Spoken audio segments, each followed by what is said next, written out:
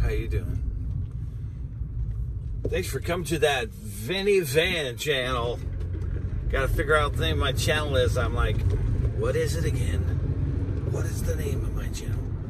I'm waking up still, okay? I had a long night. It was very minus sleep. But, yeah, as usual, I'm up and I'm raring to go. Actually, I just got up today and decided to roll down here, see who's what and what's who and what's going on down here by the water, as I usually do. Totally unedited videos, as you know, in order for me to constantly stay in touch with you while I work full-time and ready myself for all the good living. It just allows me to do these videos for you quickly and without having to do a lot of editing. At least this format does. So I don't mind it. I like being able to put something out there, talk to you guys. You know what I did? Man, that shop. I'm always talking to you about how terrible, what a terrible mess it is. I've been through a lot the last couple of years. A lot. Let me tell you something. When you're going through a lot, you hardly get anything done. Seriously. The only things you do is stuff you have to do.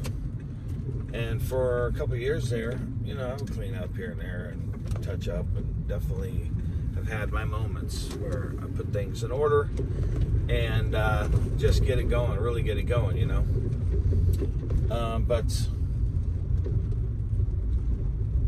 But this last bit was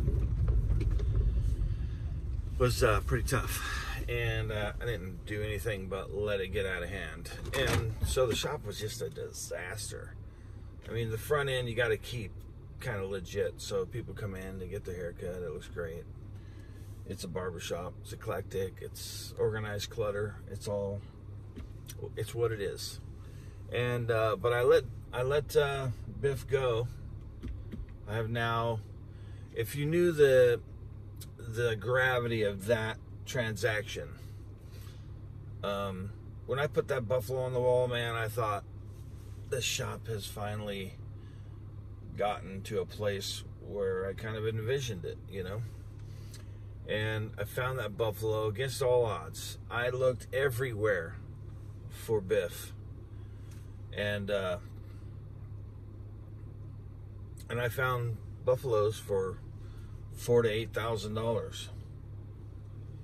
They were very expensive. So after I had been to several places and just looked all over online and Craigslist, I finally decided that I wasn't going to get a buffalo. I couldn't afford that. And even if I had, you know, $4,000 at the low end to drop on a, you know, a stuffed animal, pretty much, you know, I don't think I would have pulled the trigger on that, because that's just a little bit out of range for this barber.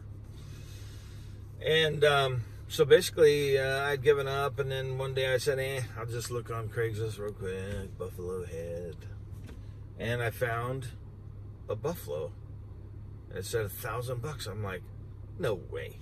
Look it up. Beautiful looking, handsome buffalo.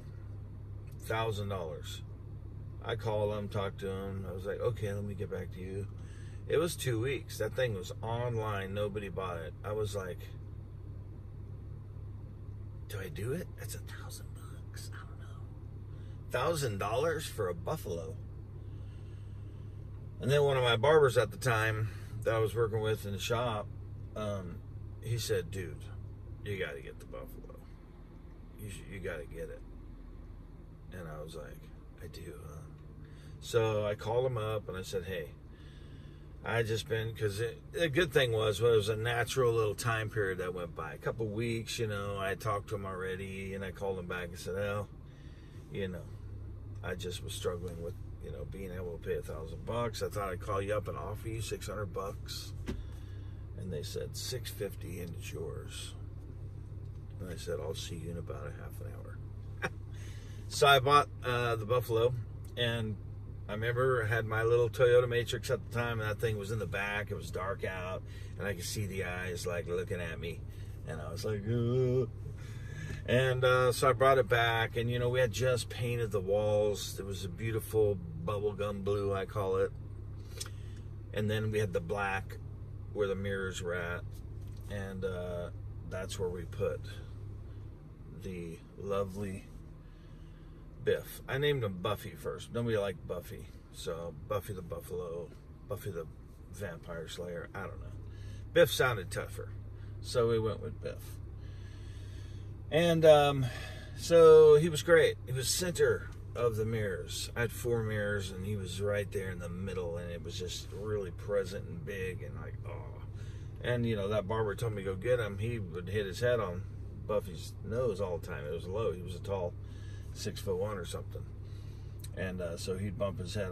I bumped my head on his nose, you know, in the last year. I've definitely had him in the center there and bumped into him. And at any rate, if you knew, I guess, the vibe, the feeling that I had, the excitement, the fulfillment, and the I felt like I had finally, you know, the shop was painted, it had cabinets all through it, it had, you know, mirrors, the lights, it had all the pictures everywhere. It had a deer with horns. I named David Bowtie, and he's on my wall now, but it was named after David Bowie when he died. The day he died, I got that deer and I named him David Bowtie. It was serendipitous.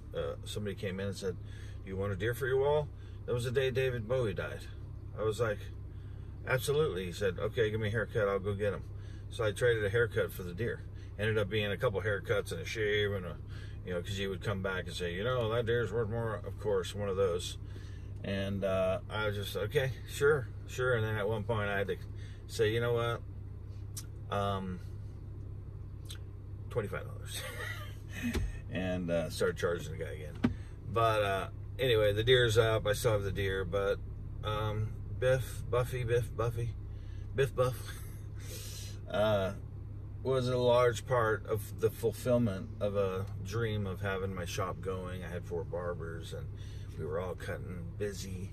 It was very exciting. One day I looked down, I was at the end, and I looked down and saw everybody cutting, people on the bench, the door opening, closing, and I just took a picture of it, and I said, that's it. That's what I thought it would be.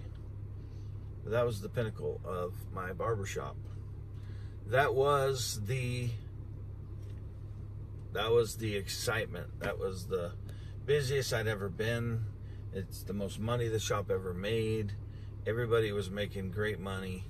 No complaints, except for, you know, harboring hard feelings because they didn't feel like they felt like they deserved more than what I was paying. I was paying way more than other barbershops pay because I wanted people to stay. But little do I know, yes, human nature, greedy. These people were greedy. They wanted to own the shop. They felt like maybe I should just give the shop to them and they can keep all of their money and just, you're welcome.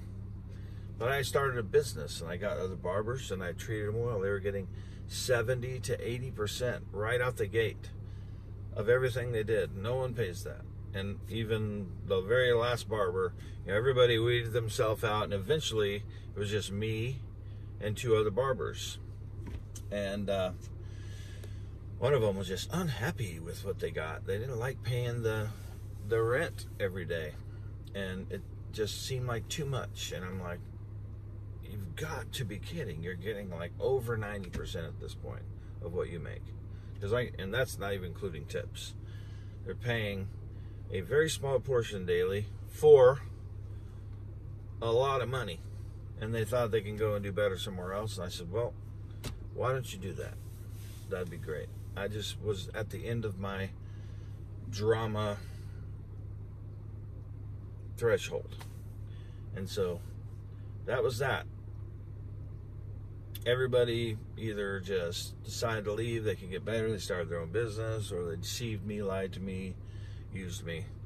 And finally, I said, that's it. I need to go somewhere where there's a lot of barbers that could be turned over when turnover happens. I'm in a small town. It took me years to get the 4 barber chairs filled with barbers, and each one of them weed themselves out with bad character, no integrity, no trustworthiness, talking bad about the shop, working behind my back to sabotage the situation. Just a lot of bad situations in all different people. And my experience was just drama, drama, drama with every single barber that ever came to the shop, even though I paid more than they would get anywhere else, way more. And they were just getting started. One of them, the one guy, was very successful. He made a ton of money. I'm thinking, you know, I've pretty much gone out of the way for you. I've done everything possible to make your place of work very comfortable, free to do whatever you want, come and go. He had some personal responsibilities for like 2 months that he had to take care of, didn't charge him rent, let him come and go. He came back to a full business. It's unheard of, the things that I did for these barbers, and they didn't appreciate it. So in the end, I end up here, back here, with 1 chair, well, me working it. No other barbers, no drama, lovely. And I'm just coming to the end of that whole, you know, it played itself out in this little town. I had great success both times. But at the pinnacle, it was not what I thought it would be. It was not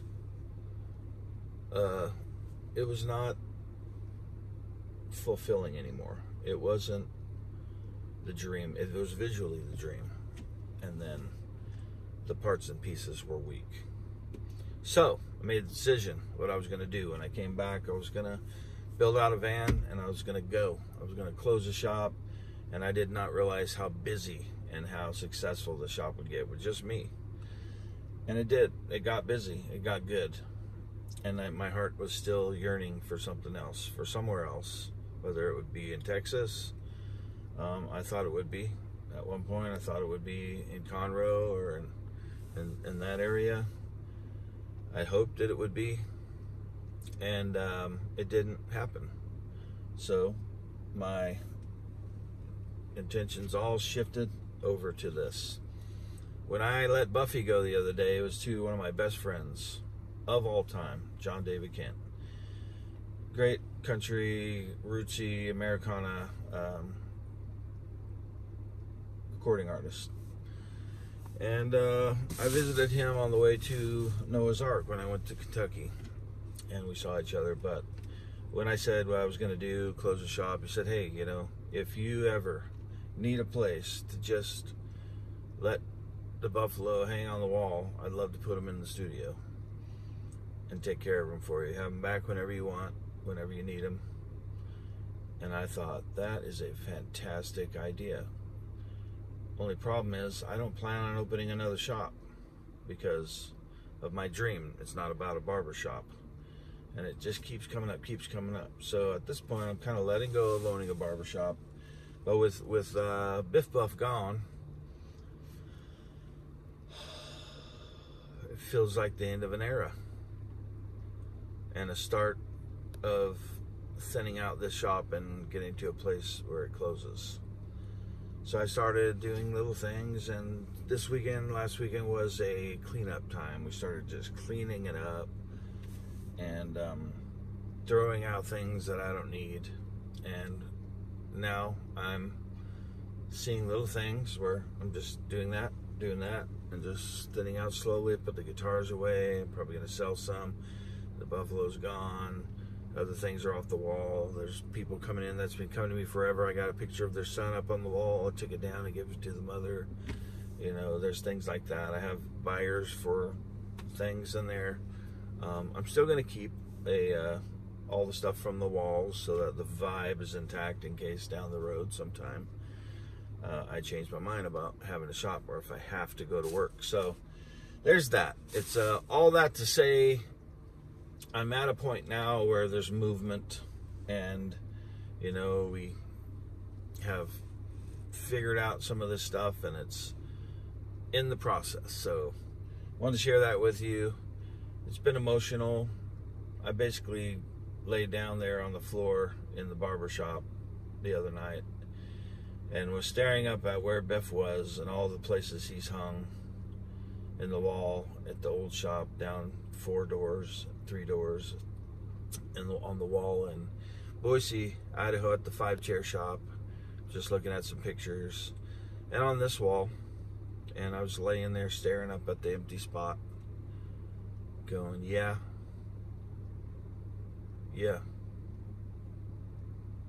it's happening.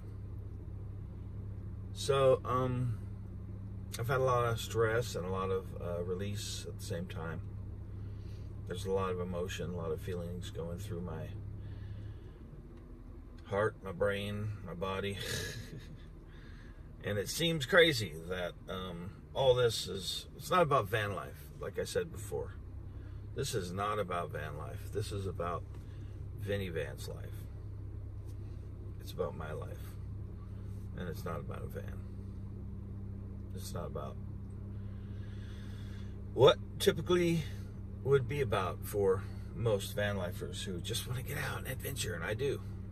Just want to get out and travel and just be free, and I do. And extenuating circumstances. My heart needs to heal. I need to figure out how to be alone with myself. So thanks for coming along on the ride. A little emotional. It's a lot. It's not just throwing a piece of foam in a bag inside your car and deciding to go out on the road. This is my life, and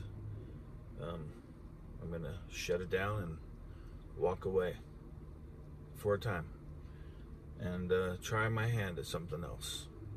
So thank you for joining me on this channel. I do appreciate you guys. I really, really appreciate it. Unbelievable. 577 of you wonderful people choosing to watch and listen to what this guy's going through and where we go together. Thanks so much. Do all the good things with the buttons. Pretty please. Let's keep growing this thing. It's gonna be good when I see that shop empty and jump in the van and head out. You guys are great. I'll talk to you.